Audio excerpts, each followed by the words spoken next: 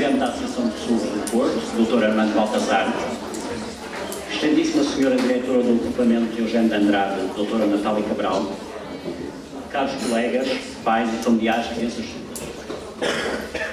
O Departamento de Educação Especial agradece a todos a presença neste encontro, Educação de Surdos, passado, presente e futuro, esperando que ele constitua um momento enriquecedor de reflexão.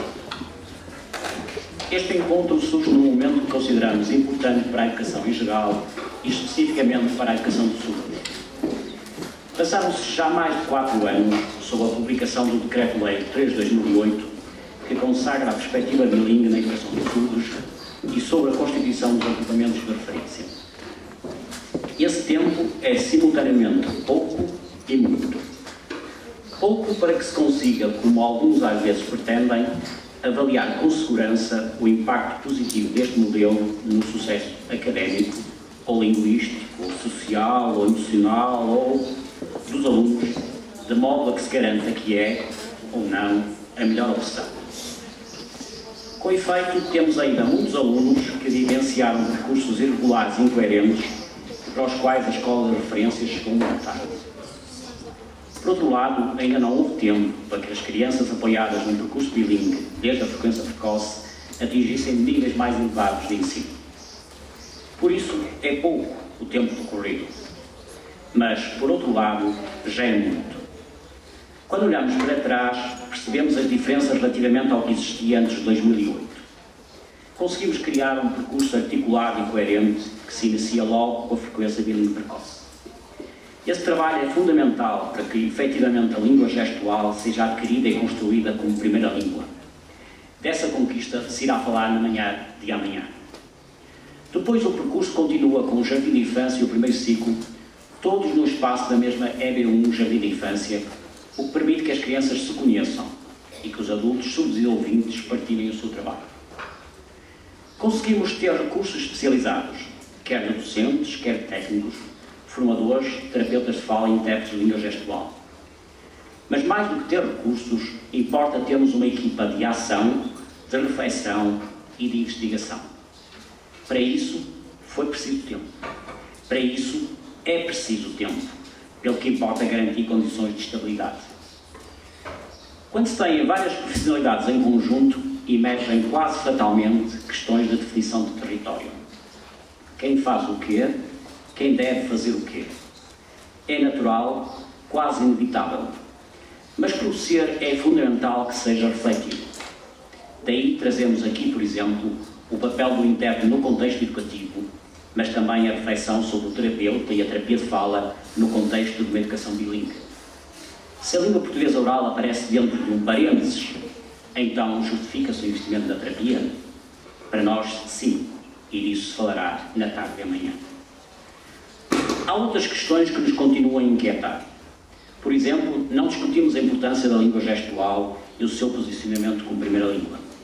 Esse debate, no terreno ideológico, já não faz sentido. Agora o que nos importa é perceber como podemos concretizar isto.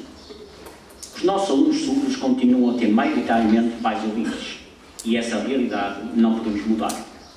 Mas temos um papel fundamental na escola, nomeadamente através da presença e do trabalho dos docentes surdos de LGP.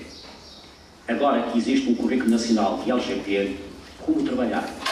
Que articulações são necessárias com as outras áreas curriculares e docentes? Falaremos disso amanhã de manhã. E depois tivemos de enfrentar as dificuldades do português como segunda língua. Alguns dirão que os surdos sempre tiveram lacunas no português. Sim, é certo. Mas o que fazemos quando confrontados com alunos surdos do 5º, 6º e mesmo 7º ano, cujas competências de literacia no português são do mais básico possível, não conseguimos codificar nenhuma mensagem escrita? Os tais percursos erráticos tiveram aqui muita influência. Foi para encontrar algumas alternativas que se propôs e desenvolveu o projeto de Níveis de Referência no Português, de que aqui se dará conta ainda hoje. Uma outra grande conquista foi a constituição de um curso de Educação e Formação em Pintura e Educação Cerâmica para alunos surdos, que já vai na sua 2ª edição. Com efeito, sentíamos a necessidade de encontrar outras vias para alunos com características específicas. Durante vários anos, se tentou conseguir um curso desta natureza e, por isso, ainda mais saborosa a conquista. Os resultados obtidos com os alunos têm-nos surpreendido. E daí vimos falar deles com uma resposta específica. Defendemos, aliás, ao longo destes anos, que é importante encontrar respostas para cada caso. Não podemos tentar colocar todos na mesma forma. Sejamos claros, as escolas de referência existem para a educação bilíngue de alunos surdos e assentam na colocação em turmas de surdos. Mas como responder a situações em que, por características das crianças ou opções parentais, não é isto o mais adequado ou o mais desejado? Não tem espaço na escola de referência? Para nós, sim, mesmo que isso seja considerado um desvio relativamente à lei.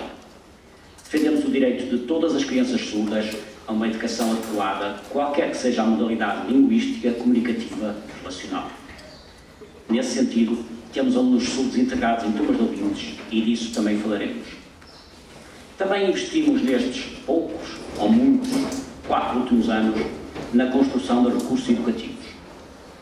Não basta, na nossa opinião, ter recursos humanos ou físicos, ou ter perspectivas educativas globais mais ou menos definidas. Importa perceber que a educação de surdos tem necessidades de estratégias diferenciadas e diferenciadoras. Não se pode ensinar surdos, como se ensinam os ouvintes, apenas introduzindo um mediador comunicativo como o intérprete de língua gestual. Também não se pode ultrapassar esse problema criando graus de dificuldade muito básicos para os alunos e pura e simplesmente os ir passando de ano. Se queremos que tendencialmente o grau de exigência a nível académico dos surdos se aproxime dos ouvintes, temos também que refletir sobre as estratégias, as atividades e os recursos propostos. Aí se insere o trabalho de produção de recursos digitais, de que hoje se dará algum relato. Assim, olhando para trás, para este nosso passado, já foram muitas coisas em pouco tempo. Mas sentimos que o caminho ainda vai no início. É preciso mais tempo para que se consolide o modelo, para que se desenvolva o projeto. Uma escola de referência não deve ser um arranjo organizativo, mas sim um projeto pedagógico que tem de ser construído. Um dos objetivos deste encontro é, sim, falarmos da nossa experiência atual, do nosso presente. Assumimos aqui uma atitude de humildade científica. Não afirmamos que somos os melhores ou que tudo o que temos feito é o mais correto. Temos muitas dúvidas, mas também um caminho que queremos partilhar com todos os que aceitaram o nosso convite para aqui estarem presentes. Há ainda um outro objetivo forte para a realização deste encontro. Quando em 2008 o Ministério da Educação decidiu que o agrupamento da Agenda Andrade seria um agrupamento de referência na educação bilíngue de alunos surdos, mais não fez do que reconhecer um trabalho que tinha vindo a ser desenvolvido ao longo de quase 30 anos, sobretudo na escola EB23 de Paranhos. Durante esse tempo passaram pela escola várias gerações de alunos surdos, hoje adultos. Passaram também muitos docentes, que sempre se bateram na defesa daquilo que consideravam mais adequado para a educação de surdos. Os tempos nem sempre foram fáceis. Houve que lutar contra ventos e marés. Se hoje somos escola de referência, o devemos a quem por aqui passou e lutou. Esquecer esses tempos passados seria algo da mais profunda injustiça. Daí temos decidido prestar uma homenagem a todos esses docentes. Para além do tributo de agradecimento, importa-nos resgatar a memória e as memórias. Perceber alguns erros do passado, mas sobretudo aprender com muitas coisas que foram sendo feitas e se mantêm perfeitamente atuais. Finalmente, queremos refletir sobre o futuro. Queremos consolidar o modelo, melhorar o que funciona muito bem, aprofundar de forma cirúrgica processos de mudanças de práticas, desenvolver novas ideias. Queremos responder a novos desafios, como por exemplo a investigação. E aí começam a surgir boas notícias graças a contactos nacionais e internacionais. Estamos conscientes das mudanças ocorridas, mas também que elas estão assentes em estacas pouco seguras. E se não houver recursos humanos? E se não houver transportes? E se resolverem desconcentrar os alunos? E as alterações das estruturas do agrupamento, como vão influenciar?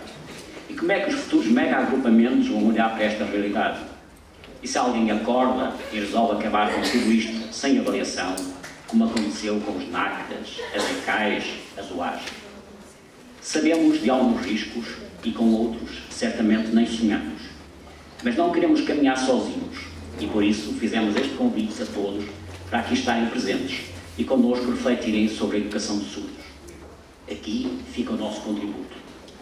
Para nós, este é o momento certo para olhar para um passado que nos orgulha, para um presente que construímos em cada dia, na expectativa que nos deixem ter tempo para viver o futuro. Obrigado a todos e bom encontro.